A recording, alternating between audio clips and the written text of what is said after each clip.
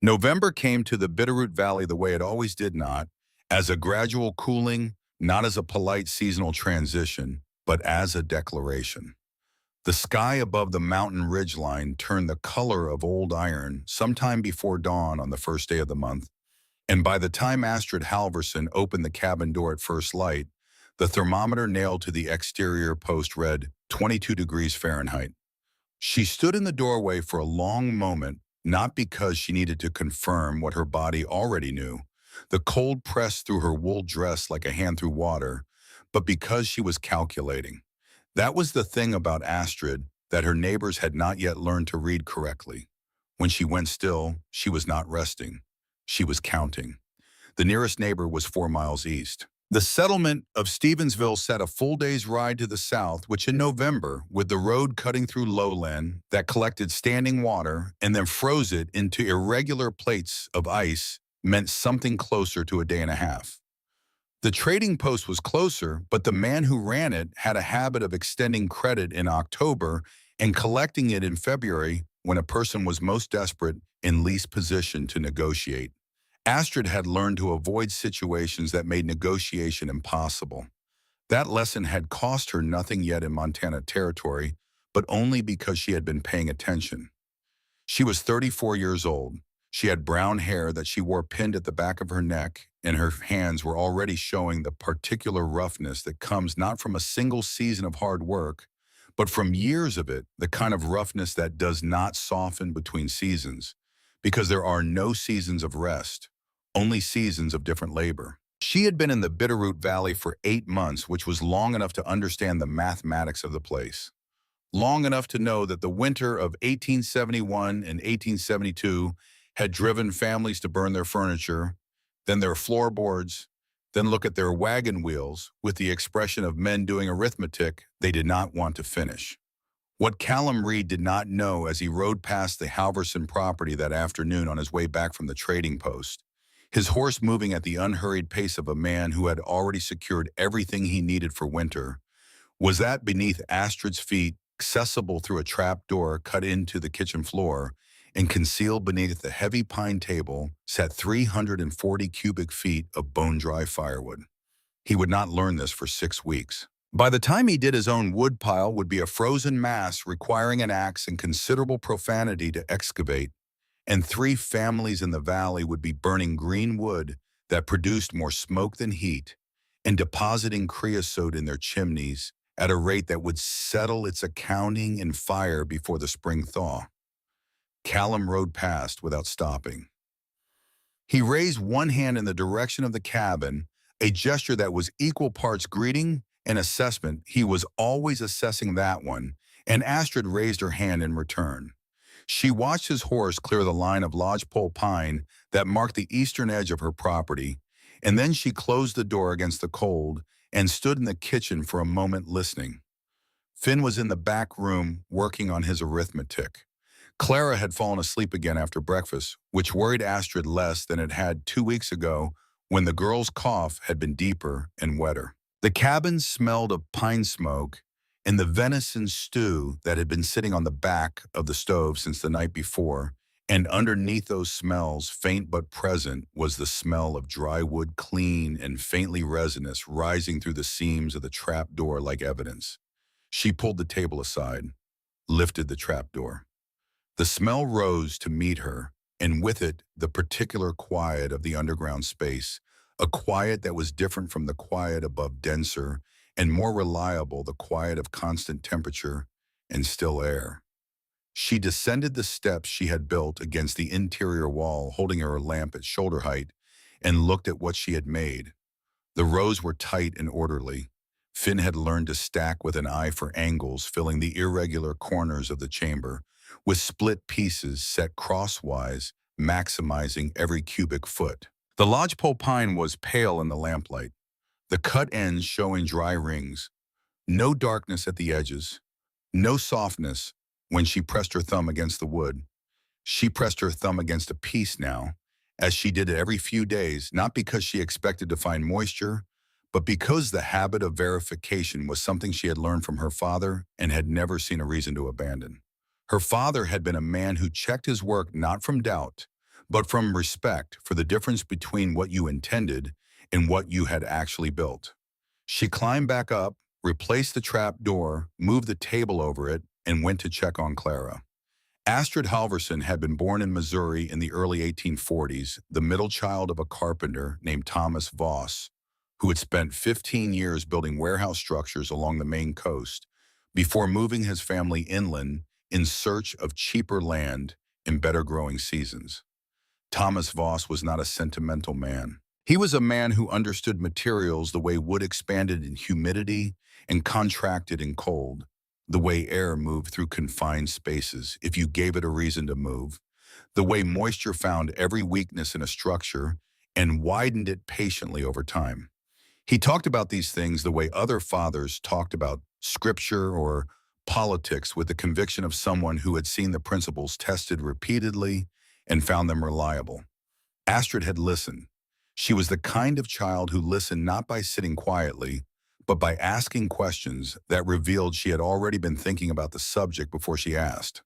Her father had built cargo holds for coastal traders, not the holds themselves, which were the province of shipwrights, but the internal storage structures, the bracing and shelving and ventilation systems that kept goods dry during transit through weather that regarded wooden vessels with indifferent hostility. The North Atlantic in November was not a forgiving testing environment. What worked worked because the physics were sound. What failed failed catastrophically. Thomas Voss had seen both outcomes and had strong preferences about which one to be associated with. He taught her that moving air carried moisture away from surfaces and that stagnant air allowed it to accumulate. He taught her that a temperature differential between two connected spaces would create convective flow without any mechanical assistance, provided you gave the air somewhere to go. He taught her that the ground at depth maintained a temperature close to the annual average, regardless of what was happening above it, because the Earth was a slow system and not easily hurried. These were not presented as lessons. They were presented as observations about how things worked, offered in the same tone he used when showing her how to read grain direction in a piece of wood, or how to tell whether a joint was true. She carried this knowledge the way people carry things they acquired before they knew they were acquiring them, not as a collection of facts, but as a way of seeing. When she looked at a structure, she thought about air movement. When she looked at soil, she thought about drainage. When she looked at the space beneath the elevated floor of her cabin in the Bitterroot Valley, she thought about her father. The years between Missouri and Montana had not been simple. She had met Eric Halverson in Ohio, where she had spent one winter in a boarding house while he worked at a lumber mill, accumulating the capital they would need to file a homestead claim in the territories. The boarding house was run by a woman named Mrs. Garfield, who had refined the economics of charity into a system of extraordinary precision. The women who stayed there, mostly wives waiting for husbands to send for them, or daughters waiting for fathers to establish themselves, understood, without it being stated, that their accommodations carried obligations. You were expected to be grateful in visible ways. You were expected to defer. You were expected to understand that Mrs. Garfield's goodwill was an asset that depreciated rapidly if you forgot who had extended it. Astrid had not forgotten. She had also not repeated the experience if she could help it. The lesson she took from that winter was not about Mrs. Garfield specifically, but about the structural logic of dependency, the way it transferred power from the person receiving to the person giving, and the way that transfer was rarely reversed regardless of what was said about it afterward. Self-sufficiency was not a moral position for Astrid. It was an economic one. A person who did not need others to survive could choose which relationships to maintain and which to decline. A person who needed others to survive could not afford that choice. She and Eric had filed their claim in the spring of 1876 and arrived in the Bitterroot Valley in March, when the snow was still deep in the north-facing hollows, but the south-facing slopes were already showing brown grass. Eric had built the cabin that first month, working with the speed of a man who understood that shelter was not optional and that spring in Montana did not wait for a man to be ready. He had built it the way he had learned to build in New England, floor elevated 18 inches off the ground on the fieldstone pillars to prevent rot and allow air circulation beneath the structure. It was sound construction, the kind that would last if the rest of the operation could support it. The rest of the operation was 160 acres of homestead. Claim a kitchen garden that needed breaking, a field that needed plowing before the ground hardened again in October, a milk cow, 8 chickens, and the particular optimism of people who have committed to a course of action and cannot afford to examine it too closely. The accident happened in April, 3 weeks after the ground thawed enough for serious plowing. The horse, a large gray gelding named Daniel that Eric had purchased from a man in Stevensville who had represented him as calm and experienced, was neither as calm nor as experienced as advertised. What spooked him was never conclusively determined. A snake emerging from the rock pile at the field's edge was the most probable explanation, though Eric, who was behind the plow when it happened, did not see it. He heard the horse lunge, felt the handles wrench violently sideways, and then he was on the ground with the plow across his left leg and Daniel 20 yards away, still moving. Finn found them. He had been bringing water from the creek, and he came over the rise to find his father on the ground and the horse at the far end of the field standing now, but trembling reins dragging in the turned earth. Finn was 12 years old. He set down the water bucket, assessed the situation with the particular calm of a child who has been raised in a place where panic is a luxury, and went to get his mother. The break was in the femur, the long bone of the upper leg, which is the worst kind of break a working man can sustain because it heals slowly and badly if it heals at all, and because the recovery period is measured not in weeks, but in months. Astrid had seen her father set a broken forearm, once using a technique he had learned from a ship's surgeon who had served 20 years on vessels where the nearest hospital was always at least a week away. She applied the same principles: alignment, immobilization, controlled pressure, using what she had available, which was straight pine boards and strips cut from an old canvas sail cover. She worked for 2 hours without stopping her hands steady, in the way that hands become steady when the alternative to steadiness is catastrophe. The bone set clean. The pain which Eric bore with the compressed silence of a man who had decided that expressing it would not help the situation was something she could not address beyond willow bark tea and the knowledge that it would diminish over time. He would not be working until late summer at the earliest. That was the arithmetic she had to solve. She had 2 children, Finn at 12 and Clara at 8. She had 160 acres of homestead, claim a cabin that leaked in 3 places along the north wall where the chinking had not fully cured, in a set of calculations that she ran through in her head that first night while Eric slept with the help of the willow bark in exhaustion. Eric had managed to split approximately 2 cords of wood before the accident, stacked against the north wall of the cabin under the roof overhang in the traditional manner. 2 cords was not enough. A Montana winter at this elevation, at this latitude, in a cabin of this size required 4 cords at minimum, and 5 if you wanted any margin for error. The stories from the trading post about the winter of 71 and 72 were not folklore. They were recent history told by people who still had the expressions of people who had looked at wagon wheels and done an arithmetic. She needed to solve the wood problem. She also needed to solve the splitting problem, the hauling problem, and the storage problem, all of which were separate problems that intersected in ways that made each one harder than it would have been alone. She could hire the work done, which would cost money she did not have. She could accept assistance from neighbors, which would cost something she was less willing to spend. Or she could find a way to do it herself, which required a solution she did not yet have. She spent 3 days thinking before she found the piece that made everything else make sense. It was the chicken that showed her. Mono-revelation, not an insight that arrived with any drama, just a hen that had been evading the coop for a week, which Astrid had been tolerating because the hen was still laying, and the eggs appeared every morning near the chopping block, which suggested the bird had found accommodations she preferred to the designated ones. On the 4th day of April, toward the end of the afternoon, Astrid finally followed her. The hen had found her way under the cabin through a gap where one of the fieldstone pillars met the ground on an irregular angle, leaving a space just wide enough for a determined bird to squeeze through. Astrid got down on her hands and knees, pressed her cheek to the cold ground, and looked.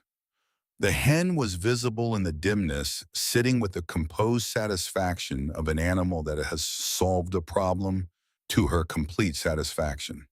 Beyond her, the underside of the cabin stretched away into shadow, the floor joists visible above the fieldstone pillars standing at regular intervals in the dirt, the ground below dry and undisturbed. Astrid got up, went to the tool shed for the lantern, lit it, and came back. She found the largest gap in the foundation perimeter at the south wall, where a fieldstone had settled slightly and left an opening the size of a barn cat, and she widened it with the short iron bars she used for clearing root tangles from the garden. Then she lay flat on the ground and pulled herself into the space beneath the cabin, holding the lantern in front of her. She was under there for 20 minutes. What she found was this: the ground was dry. Not merely dry on the surface, but dry in the way that ground is dry when it has been protected for a long time from above and is situated on a slope that directs water away from it.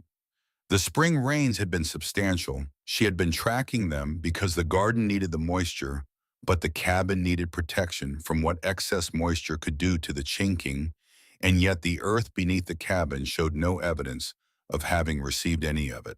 The roof overhang extended far enough on all four sides that water sheeted off and fell beyond the foundation perimeter. The natural slope of the ground carried whatever reached the soil away to the downhill side. The space was dark and close and smelled of mineral earth and old leaves, but it was dry. She lay there and thought about convective flow. She thought about temperature differentials and pressure gradients in the movement of air through confined spaces.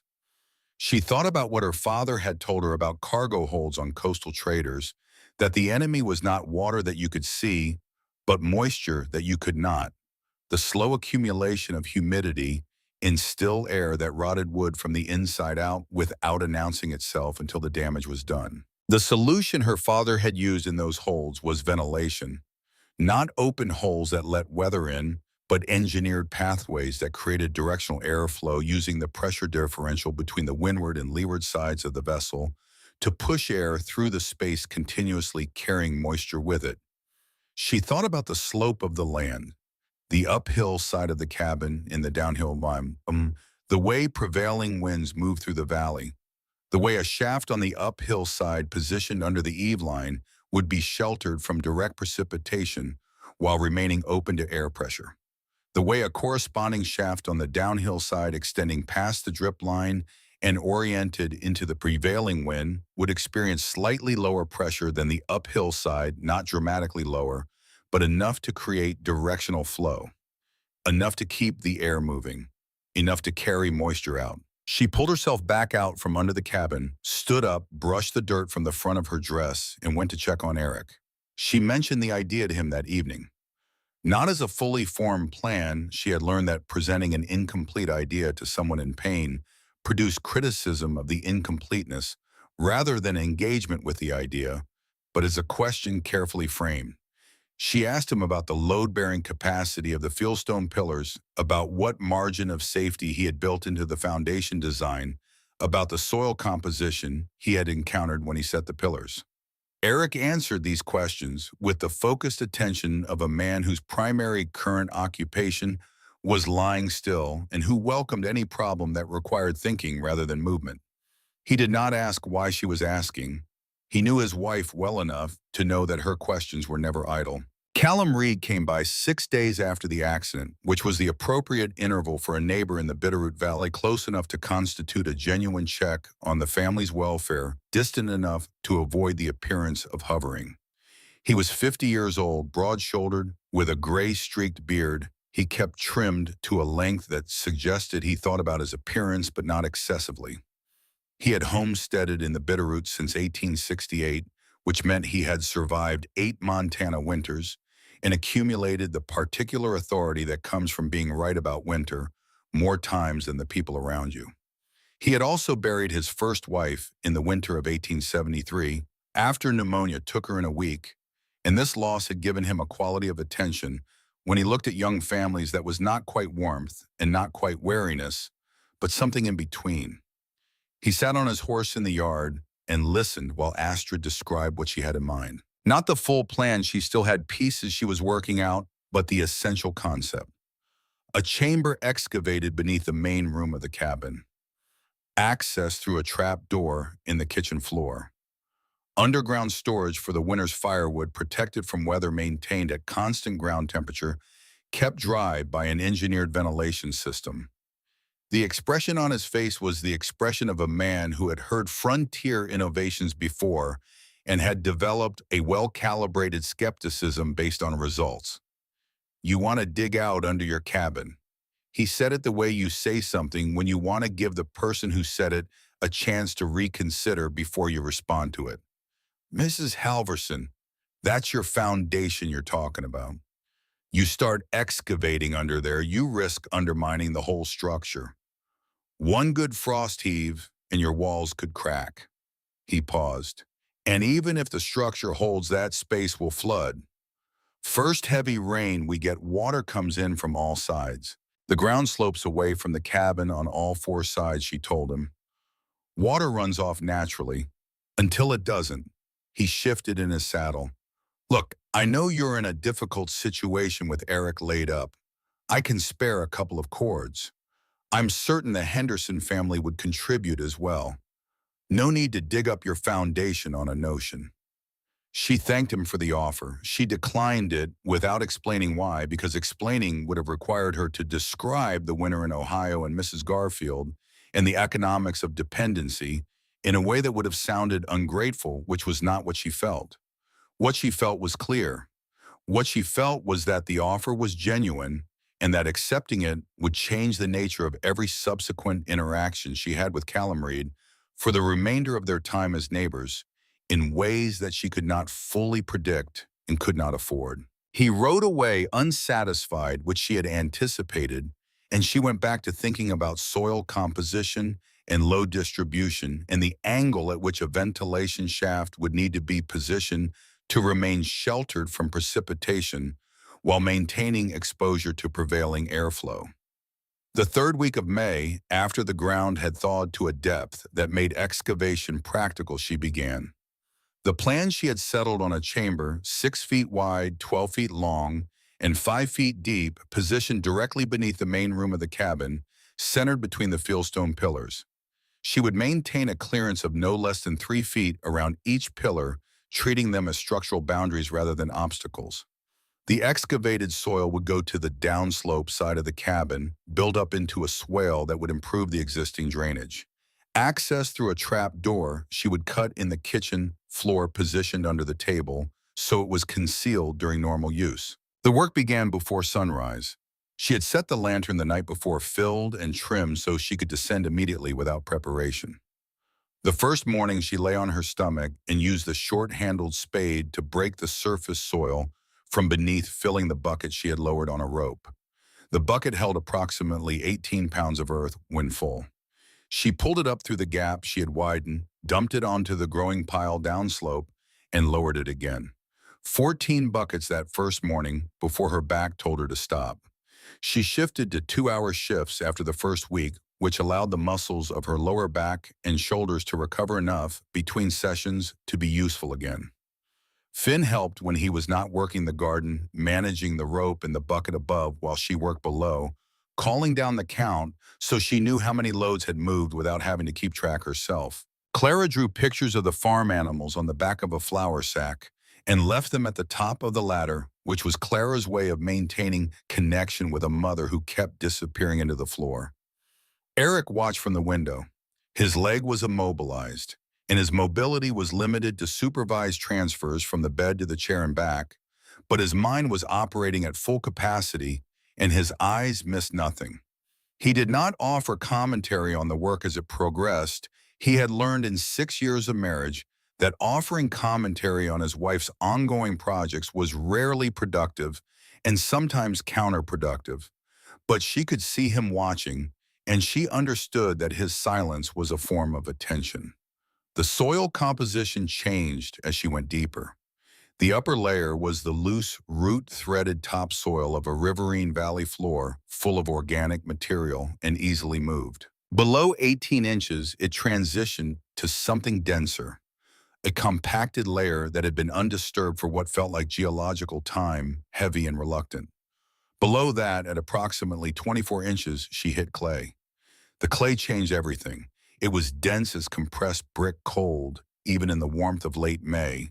And when the spade edge broke into it, the surface held its shape with the precision of a material that had been waiting a long time to demonstrate its structural integrity.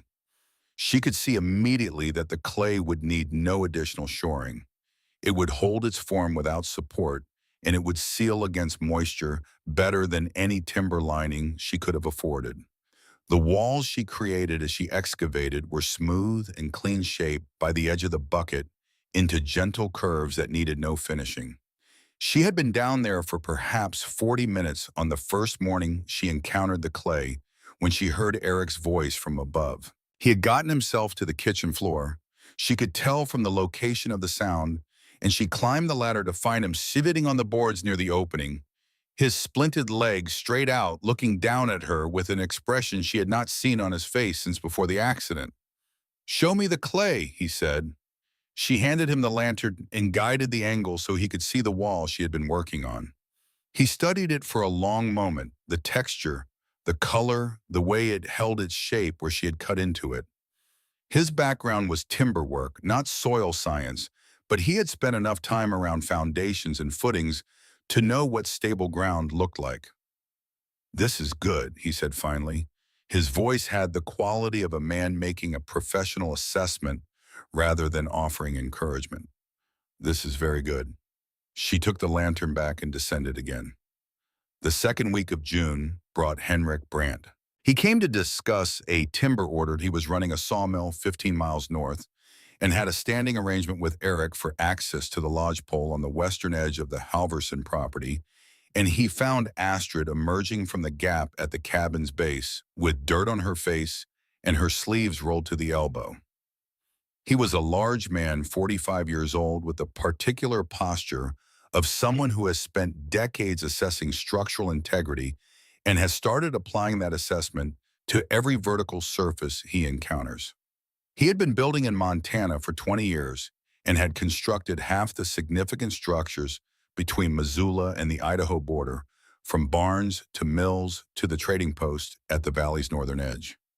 He looked at her for a moment, looked at the gap in the foundation, looked back at her. She told him what she was doing. He dismounted and crouched down to look through the gap, then stood and looked at the foundation perimeter, then walked the full circumference of the cabin with his hands behind his back, studying the slope of the ground and the width of the eave overhang and the placement of the pillars.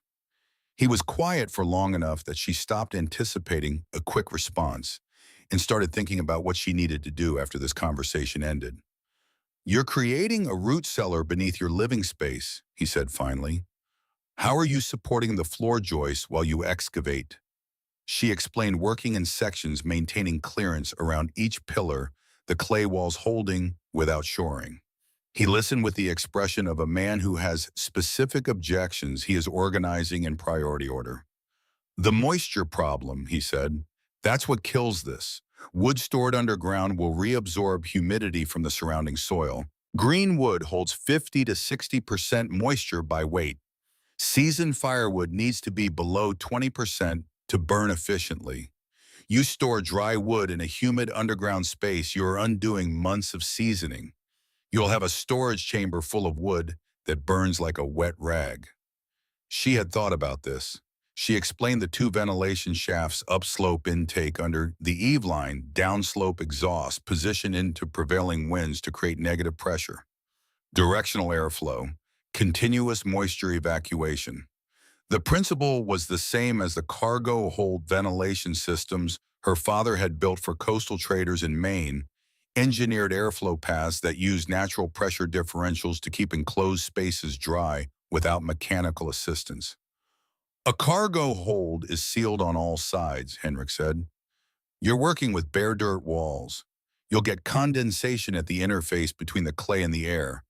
That condensation will wick into the wood closest to the walls." Well, he was not wrong. She had been thinking about this specific problem for 2 weeks and had not fully resolved it.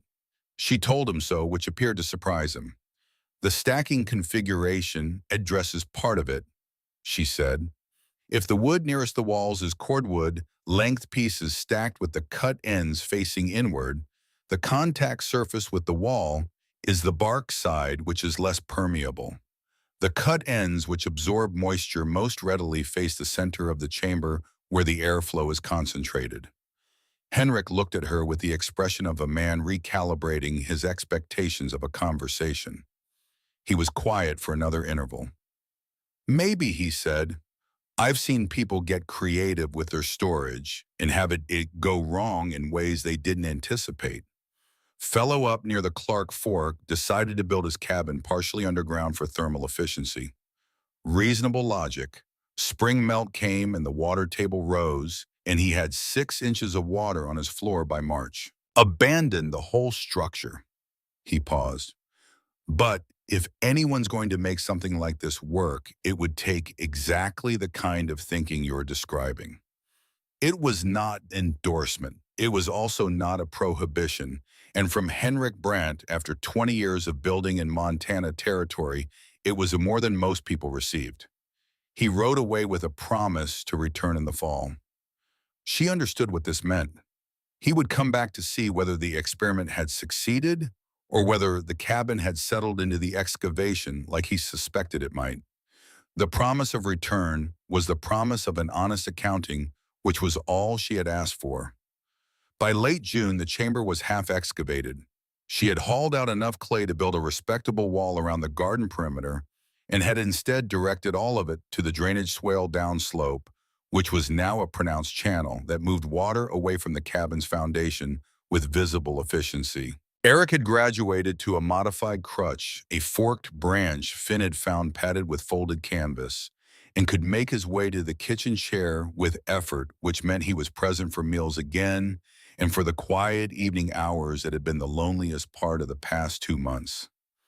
They did not talk much about the project in those evenings. They did not need to. He had seen the clay. He had run the numbers on pillar clearance and load distribution. He had watched the drainage swale perform during the June rains. He asked questions occasionally about the ventilation shaft diameters, about the angle of the upslope intake, about the plan for the trapdoor insulation, and she answered them, and the conversation moved in the way it moved between people who are thinking about the same problem from different angles and have learned to trust the other person's angle. One evening in early July, the sky outside the western window going amber, and then Rose Clara asleep and Finn doing his reading by the stove. Eric set down the piece of wood he had been carving a small horse for Clara, slowly taking shape over the past 3 weeks, and said without preamble, "You know what I think about when I watch you down there?" She waited. I think about my grandfather's root cellar in Vermont, cut right into the hillside behind the house door set into the slope. He kept potatoes and turnips and cider there from October to March. Temperature never varied more than 5 degrees either direction from 48. Didn't rot, didn't freeze. He picked up the carving again. You're doing something he would have recognized. She did not say anything for a moment. The fire shifted in the stove settling. I'm doing something he would have improved, she said. Eric made a sound that might have been a laugh. Probably I am, he agreed. He would have put in better stairs. The stairs were, in fact, a problem she had not yet fully solved. The 4-step ladder she had constructed from pine planks was functional but steep and awkward to navigate with an armload of firewood. She was thinking about a different angle of descent, a shallower cut into the earth on the near side of the chamber, which would allow a proper staircase with a more reasonable pitch. This would reduce the usable floor area of the chamber by approximately 8 square feet, which was an acceptable trade for the improved safety and load capacity. She mentioned this to Eric. He thought about it for a moment and suggested that rather than cutting into the chamber floor, she could frame the staircase against the inside wall of the chamber, using the wall itself as structural support and keeping the floor plan intact. She thought about this for the rest of that evening and agreed that it was the better solution. He had designed the stairs from a chair with a splinted leg using observation and spatial reasoning, and the design was correct. She noted this without remarking on it because remarking on it would have implied that she had expected less, and she had not. The summer heat came in the middle of July and stayed. The temperature in the valley reached 94 degrees on the 14th of the month and remained above 80 for the following 3 weeks, the kind of sustained heat that turned the creek water lukewarm and drove the chickens to stand in whatever shade they could find with their beaks open. Inside the cabin, the air was still and thick by midday.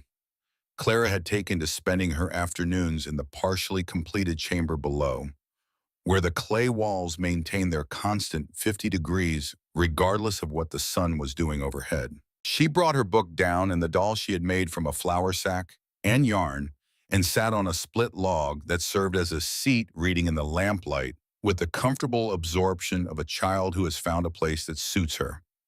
The discovery of the chamber's secondary function as a retreat from summer heat was something Astrid had not anticipated. She noted it as she had learned to note unexpected benefits without excessive reaction, but without dismissing it either. Systems that produced additional value beyond their primary purpose were systems worth understanding in full. Ruth Caldwell came on the 23rd of July. Astrid was in the garden when she heard the horse on the road. Ruth was 36 years old, wide-shouldered, for a woman with the kind of face that communicated competence.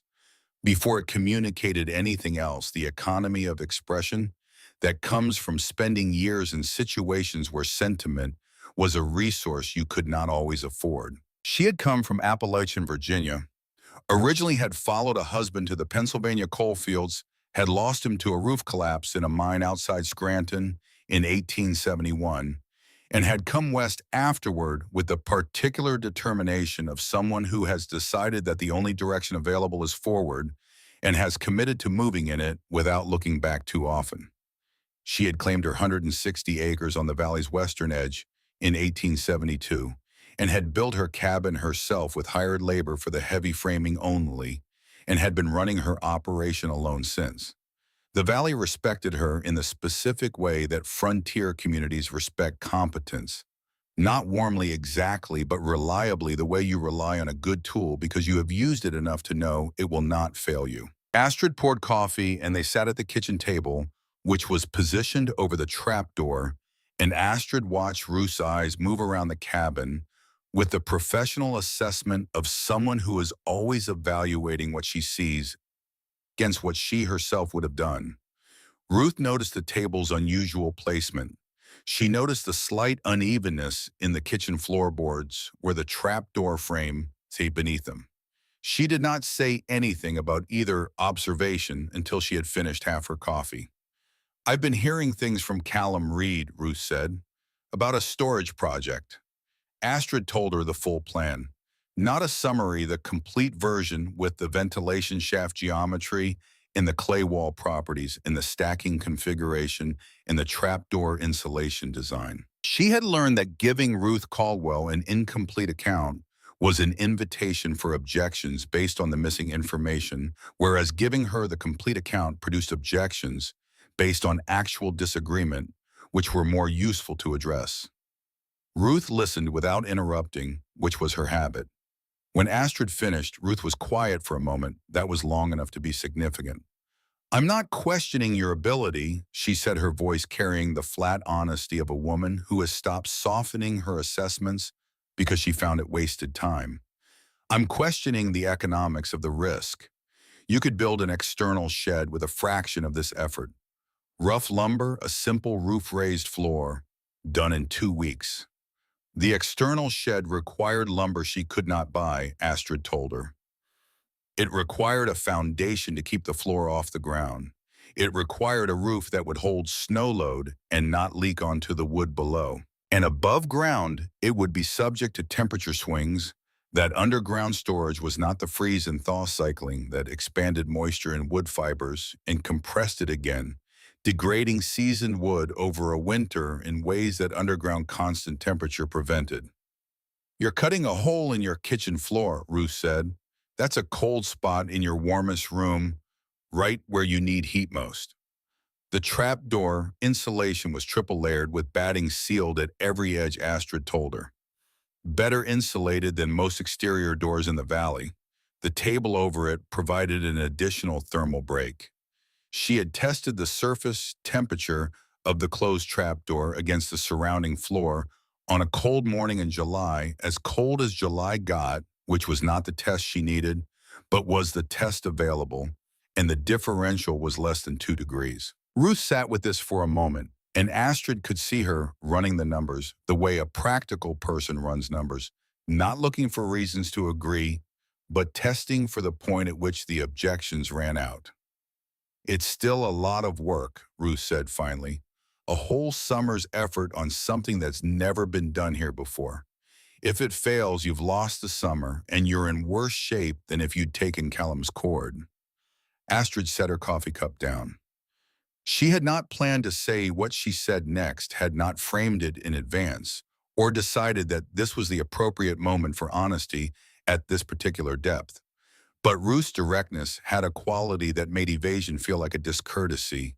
"It's not only about the firewood," she said. "It's about proving that this homestead can function when Eric can't do the heavy work. Not proving it to anyone else, proving it to myself. And it's about not being in debt to neighbors who might change their minds about the debt come February." Ruth looked at her for a long moment, the expression of a woman who has been in exactly this position, not in the same form, but in the same essential shape, the position of needing to demonstrate something to yourself that you cannot explain to anyone else without it sounding like pride. "I've seen enough women in hard situations in my time," Ruth had said. "Promise me you're being careful." She would not be careless, Astrid told her. She had not come this far to be careless now.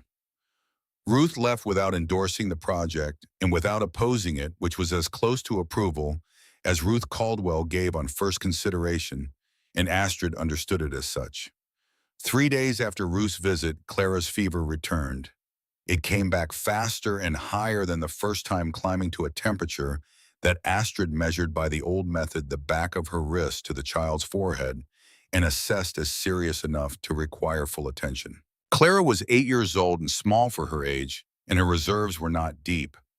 Astrid brought her water at intervals and kept the cabin cool by opening the north window and closing the south, creating a through draft that reduced the interior temperature by several degrees. And she sat beside the bed for the better part of the first night, monitoring the child's breathing for the particular quality of laboring that meant the fever had moved into the lungs.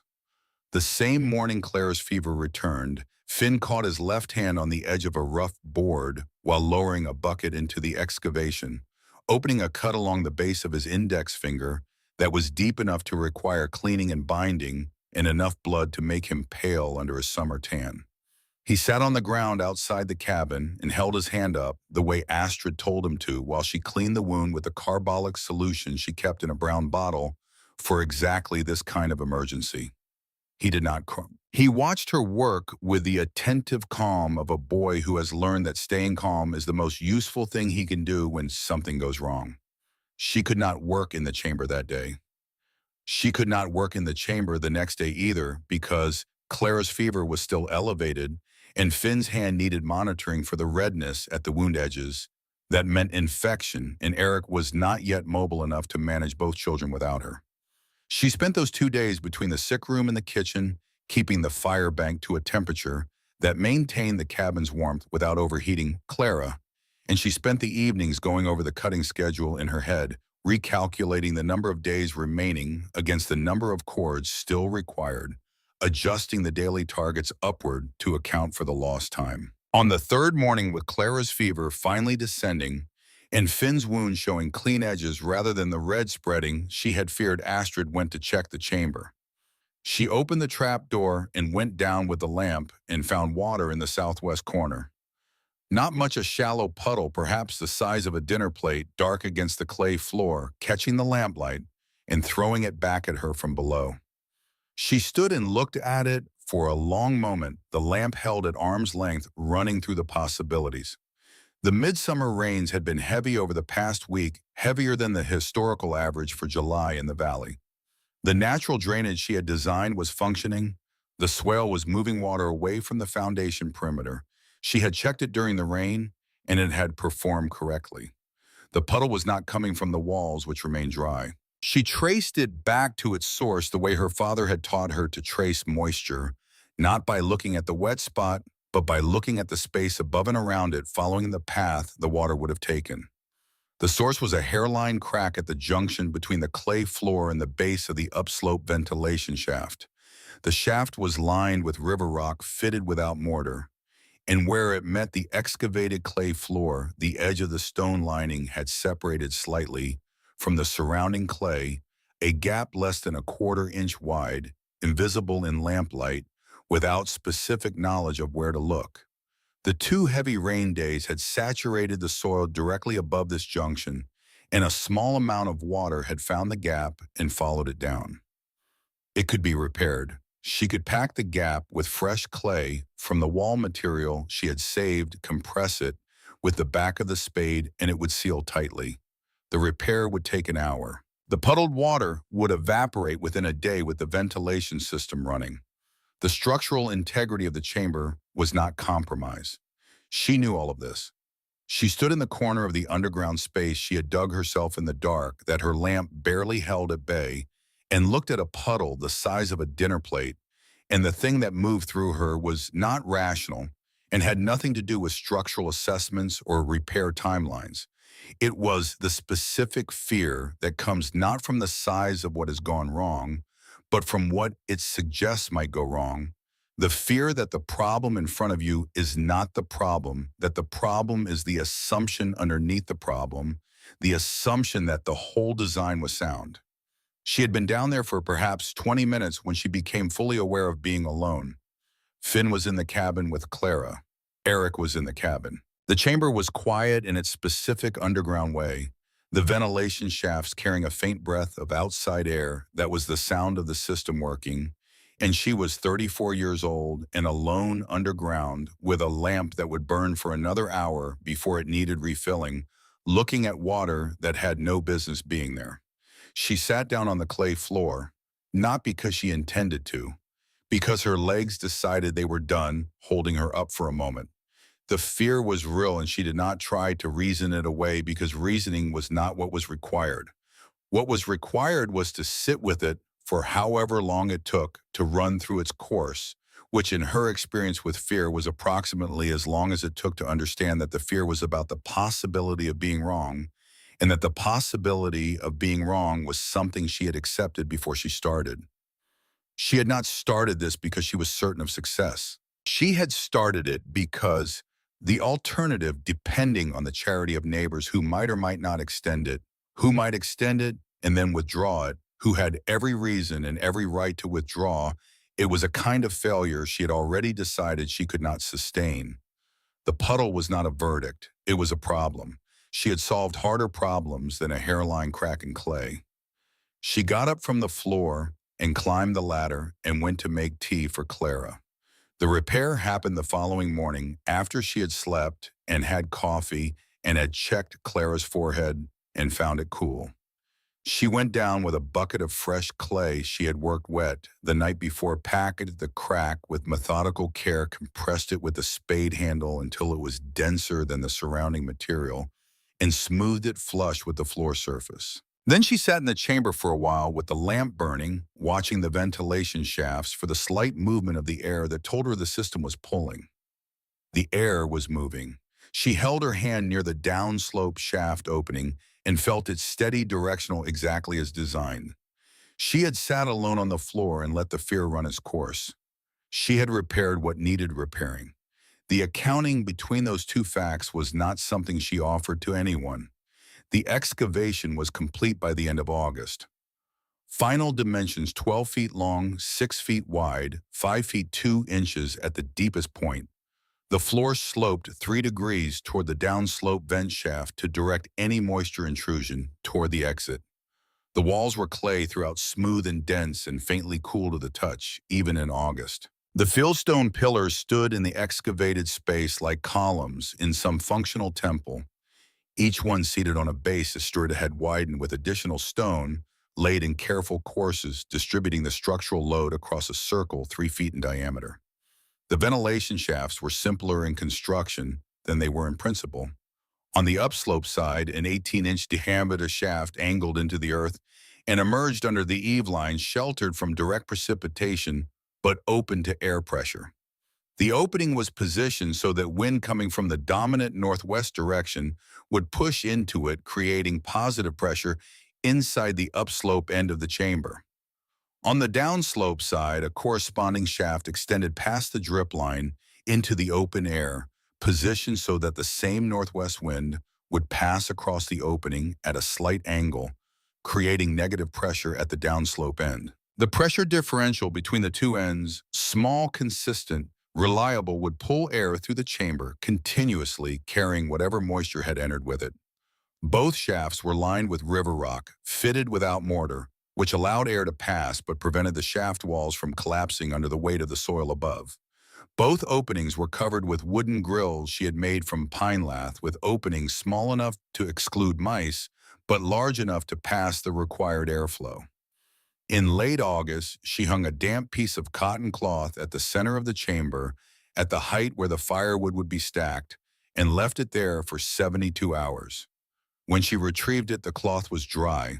Not merely damp dry, but dry in the way that cloth becomes dry when it has been hanging in a warm room for a week, stiff and fully restored. The trapdoor took 3 days to build and represented the most refined carpentry she had done since helping her father resurface a warehouse floor in Maine when she was 19. She used pine boards salvaged from the packing crates that had transported their goods from Ohio, plain smooth on both faces, and fitted together with the precision that comes from understanding that an imprecise joint is also a thermal bridge and an infiltration point. Between the two outer layers of board, she placed wool batting salvaged from a quilt that moths had damaged beyond repair. The perimeter was sealed with leather stripping cut from an old saddle she had purchased at the trading post. For 50 cents, the saddle was past its useful life for its original purpose, but the leather was still sound and it compressed under the weight of the trap door to create a seal that was not quite airtight but close enough to prevent the cold drafts that a lesser construction would have admitted. The finished trap door weighed 37 pounds. It seated in its frame with a resistance that required deliberate effort to overcome the air pressure differential between the chamber and the cabin above, created a slight suction that held it closed. This was not a flaw. This was the system working as intended, demonstrating that the pressure inside the chamber was lower than the pressure outside, which meant air was moving in the right direction. She stood in the kitchen, the trapdoor closed beneath the table, the evening light falling through the west window in long amber bars, and understood that the engineering was complete. What remained was the firewood. The lodgepole pine on the western edge of the Halverson property had been dead for 3 years before Astrid arrived, killed by beetle infestation that had moved through that section of valley in the summer of 1873 and left a stand of 40 or 50 snags standing silver gray against the sky. The trees were still upright because lodgepole held its structural integrity for years after death, the dense resinous wood resisting the rot that took softer species quickly. Astrid had identified this stand in April, 2 weeks after Eric's accident. She had stood at the edge of the dead trees and understood that this wood was already seasoned, already dry, and would split with the grain-reading predictability of timber that had completed most of its internal movement. She needed 4.5 cords of split wood in the underground chamber before the first serious snowfall. Each cord represented 128 cubic feet of tightly stacked split wood. The felling, the bucking, and the splitting were hers. Finn could manage the hauling and stacking. She began the cutting on the 15th of August. The axe she owned was a 3.5-pound splitting maul, and she supplemented it with a crosscut saw she had traded 2 laying hens for at the trading post in June. The work established its own rhythm within the first week. Wake before dawn, feed the animals, start the children on their morning chores. Walk to the dead timber stand with the saw and the axe in the canteen. Select the tree. Read the lean. Make the cuts. Watch it come down. Buck the trunk into sections. Haul to the chopping block. Split. Stack at the entrance. Haul below when the pile above reached a size worth moving.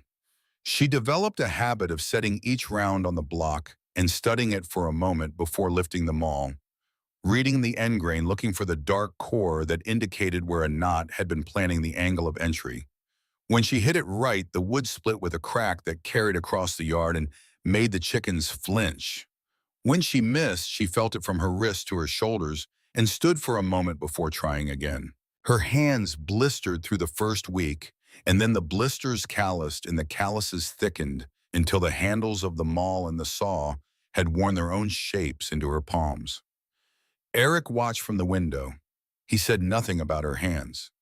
Reverend Elias Worth arrived on a Thursday morning in mid-September, which was his custom. He served a circuit that covered 4 settlements across 200 miles, and he arrived at each with the unannounced authority of a man who believes that advance notice introduces opportunities for avoidance that are theologically undesirable. He was 55 years old, gray-haired, educated at a Pennsylvania seminary, and had served as chaplain with a Union infantry regiment during the war, which had given him both practical experience with death and a settled confidence in his own moral authority that the experience had not dislodged. Astrid was at the chopping block when he arrived, working through the last section of the morning's cutting. Eric was seated in the yard nearby in the chair Finn had carried out for him so he could be present while the September sun was still warm enough to be pleasant. His leg was healing. He could walk with the crutch for short distances, and the carpenter's eye that was native to him had returned to full operation. Worth took in the scene from his horse, the woman at the chopping block, the man in the chair with the expression of someone who has formed an opinion before dismounting. "Mrs. Halverson," he said, and the way he said it communicated clearly that the formality was not warmth but positioning. "I'm surprised to find you engaged in such labor. Surely there are men in the valley who could provide assistance." Her husband had broken his leg, she told him, and she was capable of swinging an axe. She did not stop splitting while she said this. He did not doubt her capability, he said.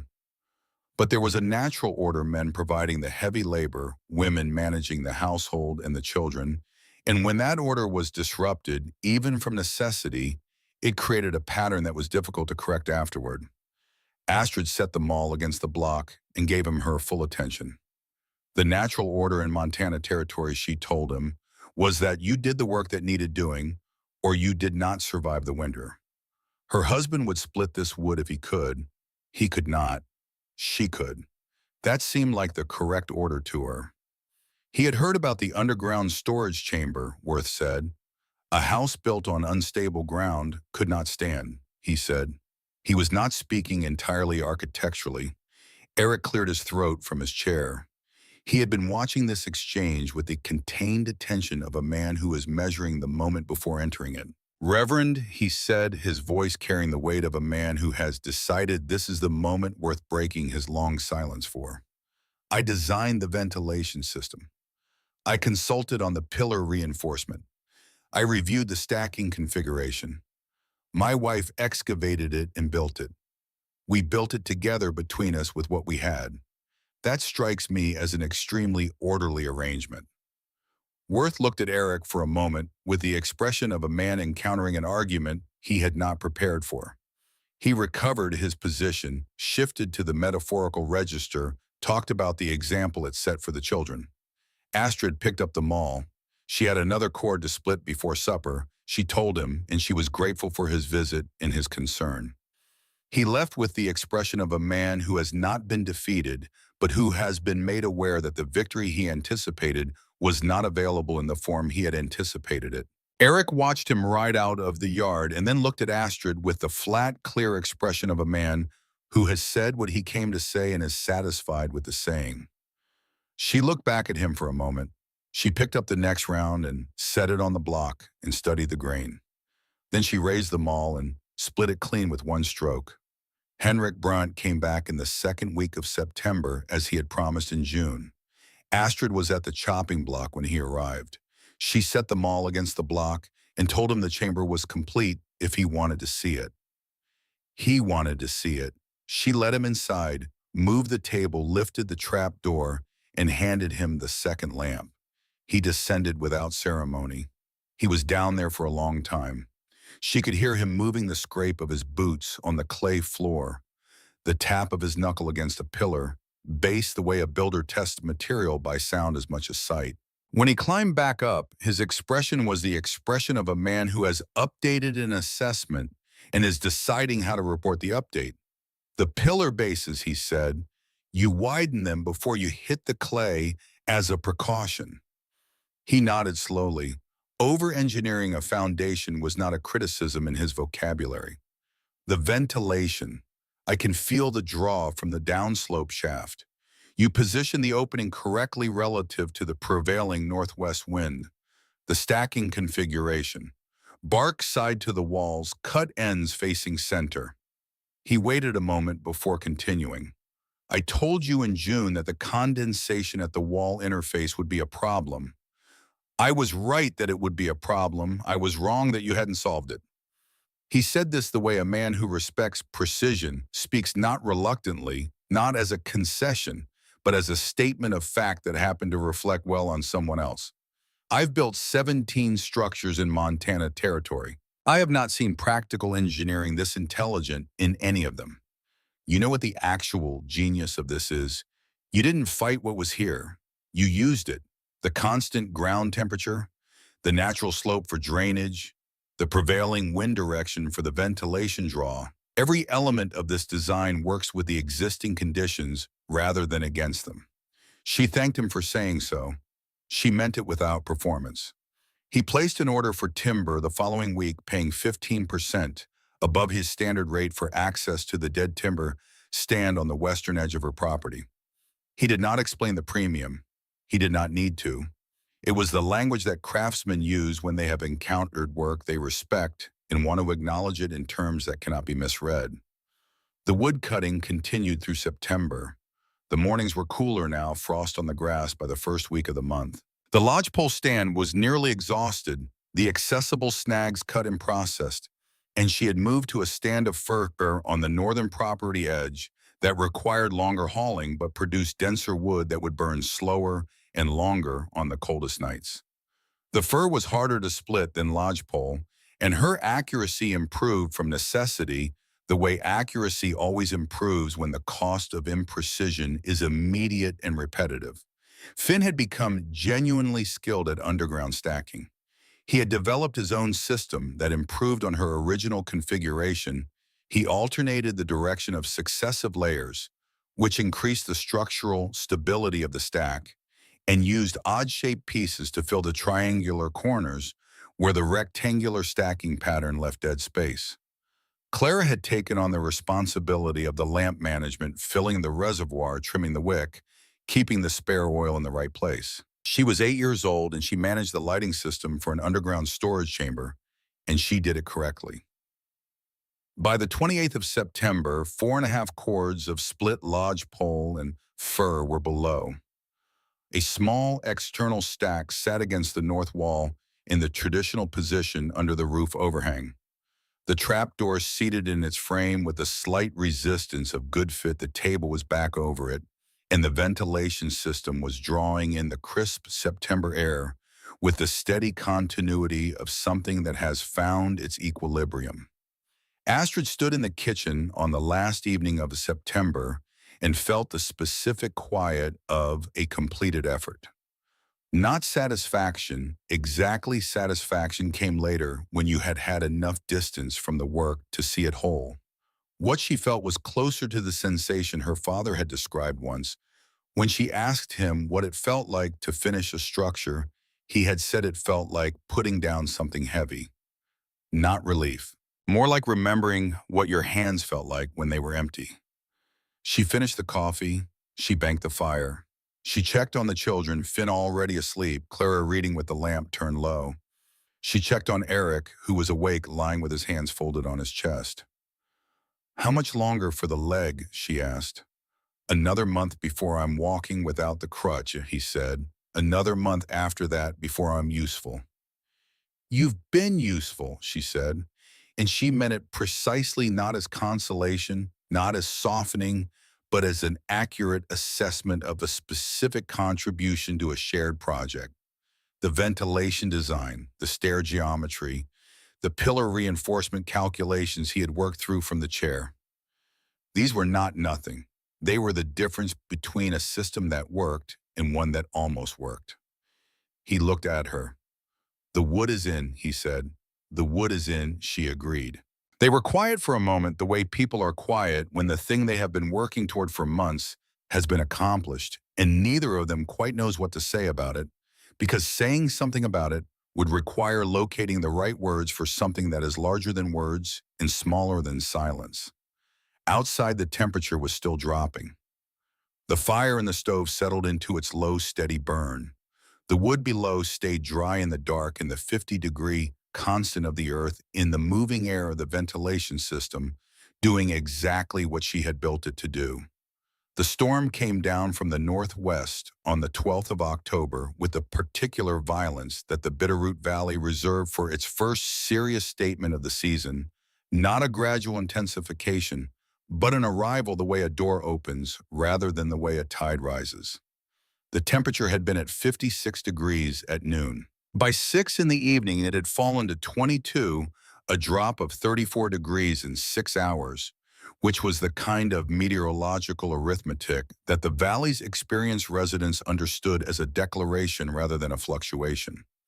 The rain came first, mixed with sleet that ticked against the cabin windows with mechanical regularity, and then the temperature dropped another 4 degrees, and the sleet became snow. The heavy, wet snow of early season storms, the kind that accumulated fast and compacted under its own weight into a mass that bore down on whatever was beneath it with patient structural conviction. It fell for 2 days. When it stopped, the valley floor carried 14 inches of new snow. The external woodpile at the north wall of the cabin had transformed. What had been a neat stack of split fir and lodgepole was now a consolidated mass. The logs bound together by ice, the snow between the pieces compressed and frozen into something closer to concrete than powder. Astrid went out in the first light of the morning after the storm ended and pressed her hand against the external stack and felt the cold radiating from it the way cold radiates from stone, from depth, from things that have surrendered their warmth to the surrounding air and will not recover it without intervention. She went back inside. She moved the table. She lifted the trap door. The smell that rose to meet her was a smell she had been tending toward since May drywood and mineral earth, and the faint resinous quality of lodgepole pine that had completed its seasoning in darkness below ground and air that had been moving continuously through the chamber for 3 months. She descended and stood in the chamber and looked at what the storm had not touched. The rows were exactly as Finn had stacked them. The cut ends of the pieces showed pale and dry in the lamplight, no darkening at the edges, no softness anywhere along the stack. The temperature in the chamber was 52 degrees. She had made a thermometer from a glass tube, an alcohol dye calibrated against the one nailed to the exterior post, and she checked it now. 52 degrees. The storm had not moved the ground temperature by a single increment. She loaded her arms with split fir from the nearest row, 8 pieces, the right amount for rebuilding a fire from coals and sustaining it through a cold morning, and climbed back up. The pieces were light in her arms in the way that properly seasoned wood is light. The moisture gone from the fibers, the weight only what the wood itself weighed without what weather had added to it. She had the fire rebuilt and burning cleanly within 4 minutes of reaching the kitchen. The flame caught on the first attempt, the first splits catching from the kindling and beginning to burn with the steady high heat quality of wood that is doing what it was built to do. She stood at the stove and watched the fire for a moment. Then she went to start breakfast. Callum Reed appeared at the cabin door 2 hours later. He had been at his own woodpile since before dawn, and the evidence of that effort was visible in his expression, the particular combination of cold and frustration and physical fatigue that comes from starting a winter morning by fighting your own fuel supply. He stood in the yard looking at the external woodpile on the north wall of the Halverson cabin, also frozen solid, identical to his own, and then at the smoke coming from the chimney, which was thin and pale and clean, the smoke of wood burning at high temperature with good draft, not the dark rolling smoke of wet wood struggling to combust.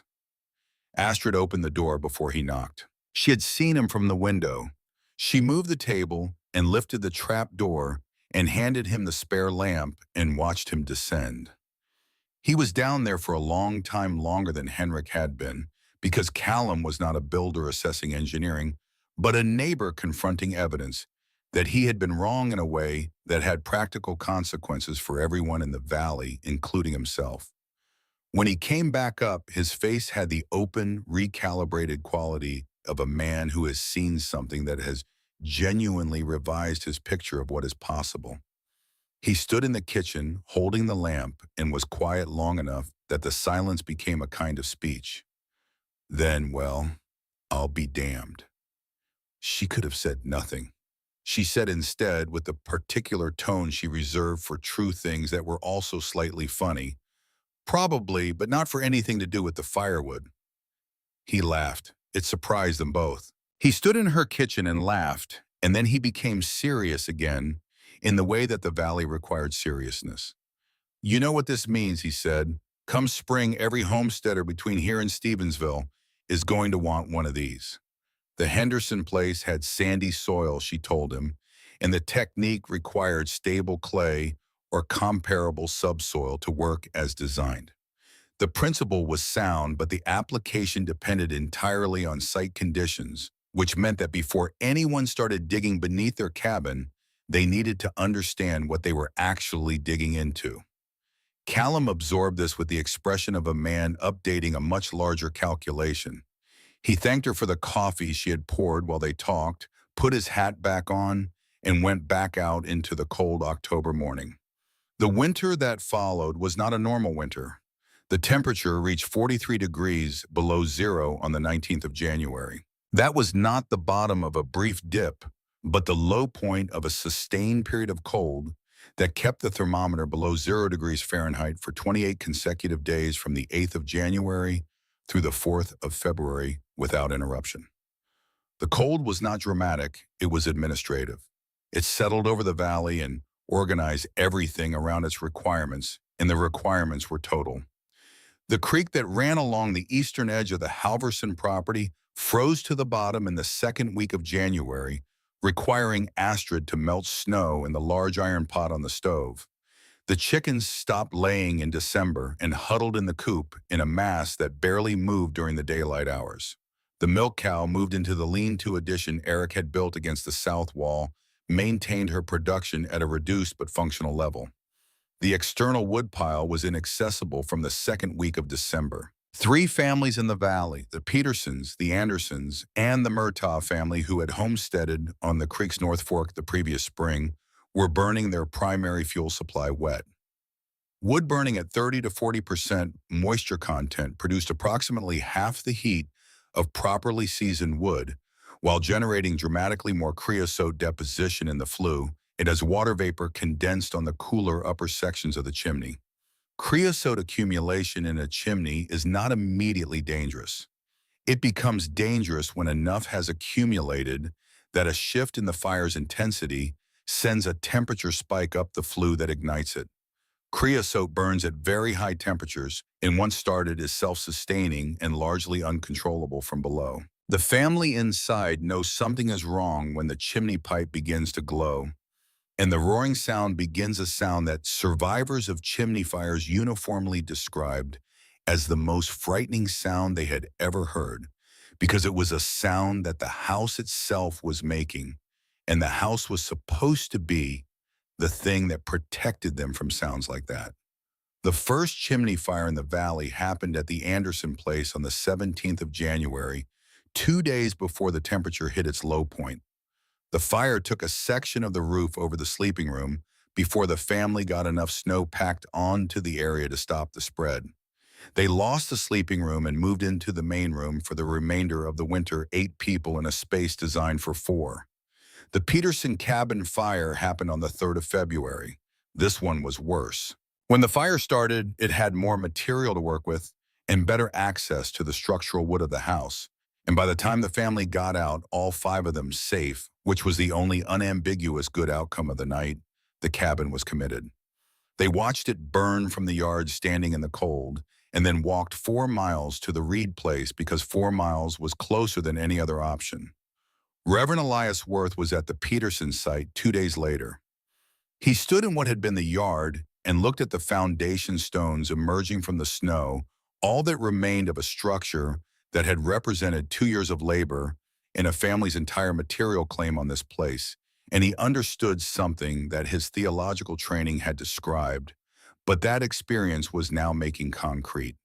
The difference between the families who were warm and the families who were cold this winter was not virtue, not industry, not God's particular favor. It was a storage decision made the previous summer by a woman who had paid attention to the wrong things according to the conventional wisdom of the valley and had turned out to be paying attention to exactly the right things. He did not go directly to the Halverson cabin. He carried the Peterson site with him through the rest of February, the way you carry a thing that has reordered your priorities, not as a wound, but as a corrective, a piece of information that had arrived late, but had arrived and that demanded something of him in response. At the Halverson cabin, the winter moved at the pace of managed sufficiency. Every morning, Astrid descended through the trapdoor and selected the day's fuel, a specific quantity based on expected temperature and wind conditions adjusted from experience as the winter progressed. The fur burned longer and was better suited to the deep cold nights when the stove needed to hold heat through the small hours. The lodgepole was better for quick heat production in the mornings. She had not planned this distinction when she was splitting in August, but the mix turned out to suit the winter's requirements with a coincidental precision that she noted without attributing to anything other than useful accident. The wood split cleanly when she needed kindling. The fire burned hot and clean. The chimney flue stayed clear. The interior walls of the cabin stayed dry. On the coldest nights when the wind chill pushed the effective temperature toward 50 below frost, formed on the exterior walls, but not on the interior surfaces, which meant the cabin envelope was functioning as insulation rather than as a thermal bridge. Eric's leg had healed well enough by December that he was walking without the crutch for short distances. By January, he was fully ambulatory. He resumed the cabin maintenance that had accumulated during his incapacitation, the chinking repairs along the north wall, a new hinge on the root vegetable box, the adjustment of the door frame. He did these things with the focused satisfaction of a man who has been watching a list grow for 7 months and is finally permitted to begin reducing it. Finn turned 13 in January and received as his primary birthday acknowledgement the assignment of sole responsibility for the morning fire descending through the trap door in the dark, before dawn bringing up the day's first load, setting the kindling in the firebox, and striking the match. He performed this duty with the seriousness of a boy who understands that the thing he has been given is not a chore but a position. Clara continued reading in the chamber on the days she was allowed below unsupervised. She had developed opinions about the acoustics of the underground space, which she reported to Astrid with the analytical interest of a child who has stumbled into a branch of physics without knowing the name for it. Sound behaved differently down there, Clara said. Words came back to you from the clay walls, changed rounder, less sharp at the edges. Astrid listened to this with genuine interest, because Clara was describing the acoustic properties of a hard-walled resonant space, and the observation was correct. Henrik Brandt came back in February. This time he brought a younger man, a carpenter named David Wells, who was starting his own construction operation in the northern part of the valley, and whom Henrik was mentoring with the specific attention of someone passing on knowledge he considers worth passing on. Both men descended into the chamber. She could hear Henrik's voice below, measured and technical, in Wells' voice, asking the questions of someone encountering an approach they had not considered and are trying to locate within their existing framework. When they came up, Wells asked Astrid about the soil assessment process, how she had determined that the clay was stable enough to work without shoring, how she had evaluated the drainage gradient before committing to the design. She told him in the direct and complete way she had learned to use with people who were asking because they intended to apply the answer. She told him about the grain direction in clay, about the difference between the feel of stable subsoil and the feel of subsoil that would move under load, about the way drainage gradient could be assessed by observing where water collected after rain and working backward from that information. Wells took a small notebook from his coat pocket and wrote in it while she talked. Before they left, Henrik turned to Astrid with the particular directness he reserved for things he had decided needed to be said. I told you in June that the condensation problem would stop this. I was wrong. I want to say that specifically rather than assuming it was implied by the timber order. I've been building in this valley for 20 years, and I have an obligation to update my assessments when the evidence requires it. The evidence requires it. It was not a thing that was easy for him to say, and the effort it cost him was visible, and Astrid received it in the spirit it was offered, not as a victory, but as a reckoning, the honest accounting between what someone expected and what actually happened. You identified the real problem in June, she told him. The condensation was the problem. I solved it because you named it correctly. That's not nothing. He nodded once, put his hat on, and went out to his horse. Wells followed, still writing in his notebook. Ruth Caldwell came in the first week of March, when the temperature had risen to a point that made visiting practical without constituting an emergency. She came with a loaf of bread baked from the last of her wheat flour, which was a significant contribution in March, when flour was what it was, and she sat at the kitchen table and looked at Astrid with the level, honest gaze of a woman who has spent the winter reconsidering a position. She had burned wet wood for 6 weeks, she said. Her woodpile had done well through November and into December, better than most, because she had built it with care and positioned it under a roof extension added specifically for weather protection. In January, when the sustained cold hit, it had frozen solid like everything else. She had managed by keeping a small reserve under the lean-to, just enough wood to maintain the fire while she excavated her main supply each morning. The reserve ran out in the third week of January. After that, it was an axe and 20 minutes of work every morning before she could have a fire. And the wood she liberated burned with 30% efficiency at best and left a creosote deposit in the flue that she was going to have to address before next winter. She wanted to build one, she said, in the spring. She wanted the complete version: soil assessment, ventilation, geometry, trapdoor construction, stacking configuration. Astrid got up and found the paper she had used when working out the original ventilation shaft calculations, the back of a flour sack covered in figures and rough diagrams that she had kept because discarding calculations felt like discarding knowledge, and spread it on the table. They sat together for the better part of an hour, Astrid explaining each element, and Ruth asking the specific questions of someone who was already building the structure in her head. The conversation was between two people who understood materials and construction and the specific demands of winter in the valley. And it had the quality of conversations that happen when both people are thinking rather than one person performing and the other listening. At the end of it, Ruth folded the flour sack diagram carefully and put it inside her coat. I owe you an apology, she said, her voice carrying the particular flatness of genuine rather than performed contrition. I told you the economics of the risk didn't justify the effort. I was applying the wrong economics. The right calculation is the cost of the project against the cost of 6 weeks of wet wood and the risk of losing your chimney and possibly your cabin. The calculation had looked different in May, Astrid told her, when the outcome was still a question. What had changed was not Ruth's reasoning, but the evidence that the reasoning had to work with. They talked about what else had changed their thinking that winter. Ruth mentioned Reverend Worth's sermon in February about the Peterson cabin. He had used it as the occasion for a reflection on practical wisdom and the distinction between tradition and wisdom. The sermon had been, by various accounts, the most direct thing he had said from the circuit pulpit in several years. Also, Ruth said, with the slight dryness that was her version of warmth, the things Worth had said about natural order in women's work had given her a specific stubbornness that she was not entirely ashamed of. Astrid understood this precisely.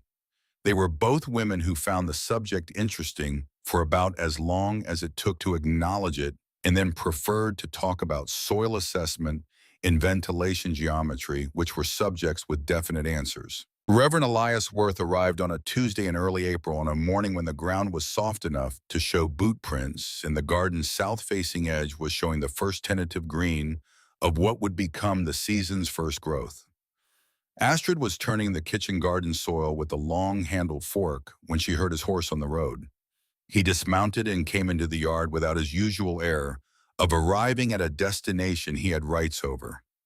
Something in his posture had changed, not diminished, but quieter. He stood at the edge of the garden and watched her work for a moment before speaking. "Mrs. Halverson," he said, "I've been hearing reports about your storage chamber all winter, about families that struggled while yours did not, about the Peterson fire and what might have prevented it, and about what you understood last summer that most of the valley did not." He stopped. "I owe you an apology for what I said in September." She set the fork in the soil and gave him her attention. He had been thinking about the parable of the talents, he said. The servant who buried his gift in the ground, rather than investing it, who chose the safety of inaction over the risk of application, versus the servants who took what they had been given and multiplied it. She had been given knowledge, practical intelligence, physical capability, and the specific kind of stubbornness that distinguishes people who solve problems from people who wait for problems to resolve themselves. She had invested all of it in her family's survival. He did not see in retrospect how that was outside any natural order worth defending. She thanked him. She meant it without the edge she might have used in September. He had a slight smile when he said what he said next, the smile of a man who has recovered his footing and is willing to risk a small amount of humor from it. "I notice you haven't begun building chambers for other families in the valley. There are people who would benefit from your knowledge professionally applied. There was the irrigation system to improve," she told him, and the garden expansion and the cold frames she wanted to build for extending the growing season at both ends. One engineering problem per season was her considered limit, and she intended to hold to it. He nodded, accepting this. On his way back to his horse, he passed Eric, who was repairing the lean-to siding, and the two men exchanged a few words that Astrid did not hear from her position in the garden. What she saw was Eric look up from the siding, listen, and then not once the nod of a man receiving something that he accepts without requiring elaboration. Worth mounted and rode out of the yard. Later, when the afternoon light had flattened and they were sitting at the kitchen table, Eric told her what Worth had said. The Reverend had told him that he had a wife who was better than he deserved. Eric had told Worth that he knew this. Astrid looked at her husband for a moment. "That was generous of him," she said. "Which part?" Eric asked. "Both parts," she said. By the spring of 1877, the knowledge of what had been built beneath the Halverson cabin had moved through the valley the way that practical information moves through communities built on necessity, not as gossip, which carries the energy of sensation, but as intelligence, which carries the energy of application. Callum Reed described it to men at the trading post. Henrik Brandt mentioned it to contractors working out of Missoula. David Wells incorporated elements of the ventilation design into storage structures he built in the northern part of the valley. Ruth Caldwell excavated her own chamber in June with her soil conditions requiring a modified drainage approach, and sent word to Astrid in August that the test cloth had come out dry after 72 hours, which was the result that mattered. By 1880, the count of underground storage chambers across western Montana stood at something above 30, each one adapted to its specific site conditions. The design worked where the soil conditions supported it, stable clay or comparable subsoil, adequate slope for drainage, prevailing winds that could be captured for the ventilation draw. It did not work where water tables were high, where soil was sandy or unstable, where natural drainage ran toward the structure rather than away. This was not a flaw in the design. It was an expression of the design's fundamental principle: you could not separate a solution from the specific conditions it was a solution to. Finn Halverson left the valley in 1883 to study at the Montana School of Mines. He graduated in 1887 and spent the following decade working on railroad construction across the Northern Territories, applying to large-scale problems, the same habit of reading site conditions before imposing solutions that he had first observed at a scale of 12 by 6 feet beneath a kitchen floor. Clara Halverson married a school teacher named James Morrison in 1885 and ran a school in Stevensville for 34 years. She was known for starting each school year with a question she did not answer. She simply posed it and waited to see how the students approached it. The question changed every year, but shared a common structure. Here is a constraint, and here is a need, and the constraint cannot be removed. What do you do? Former students remembered this exercise long after they had forgotten most of what they had been taught, because it was the exercise that most closely resembled what their actual lives required of them. Eric Halverson recovered full use of his leg by the spring of 1878 and worked as a timber contractor for Henrik Brandt's operation for 11 years. He was known as a careful estimator, man whose projections of material requirements and construction timelines were reliable enough that contractors sought him out specifically for projects where the margin for error was small. He attributed this quality when asked about it to his wife, which was both accurate and incomplete because the accuracy was hers and the attribution was his, and the combination produced something more useful than either would have been alone. Astrid Halverson lived until 1923, long enough to see Montana achieve statehood, long enough to watch the first automobiles navigate the roads that had been cart tracks when she arrived in the valley, long enough to see electric lights come to Stevensville. She gave several interviews to local historians in the 19-teens, patient and specific in her recollections, notable for their absence of the retrospective sentimentality that tends to accumulate around stories of hardship successfully navigated. In one of those interviews, a young man from the State Historical Society asked her what she would want people to remember about the underground storage chamber and what it represented. She thought about it for a moment, which was her habit, before answering questions that deserved actual consideration. It was not anything special, she said. It was paying attention to what the land was telling her and being stubborn enough to dig a large hole when everyone thought she was foolish. The frontier taught her something she had tried to hold on to through all the years that followed. The difference between surviving and failing often came down to whether you were willing to work with what you actually had rather than waiting for better conditions that might never arrive. The chamber itself was gone by the time anyone thought to look for it specifically. The original cabin had been replaced by a larger structure in the late 1890s, and the excavation beneath the original floor had been filled in or allowed to collapse as the fieldstone pillars were removed. What remained at the site were the characteristic marks of its existence, the placement of the original pillar bases, the slight depression in the soil where the drainage swell had been the particular pattern of the foundation stones that indicated a structure built with more than usual attention to load distribution. These were not dramatic findings. They were the kind of findings that require knowing what you are looking at before you can see it, which is true of most things worth understanding. The physics of convective airflow were not new in 1876. Underground storage was technology with roots and practices older than written record. What Astrid Halverson contributed was not the discovery of a principle, but the application of principles to a specific situation in a specific place under specific constraints. The recognition that what she already knew combined with what the site was telling her added up to something that would work. That kind of contribution does not announce itself. It requires that the person doing it pay attention to the right things at the right time and act on what they have understood before the conditions that make action possible have passed. The conditions pass. They always pass. The question that the Bitterroot Valley posed in the spring of 1876 is the same question that any particular place poses to any particular person who is trying to survive in it, whether you will read the conditions correctly while you have them and act on what you read and accept that the acting is the thing, not the being remembered for it. Astrid Halverson read them correctly. She acted while she had them.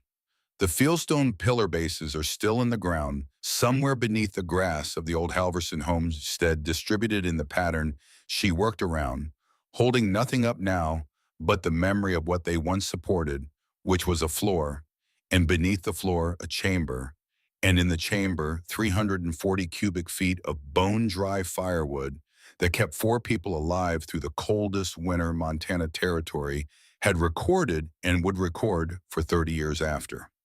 That is not nothing. That is, in fact, almost everything.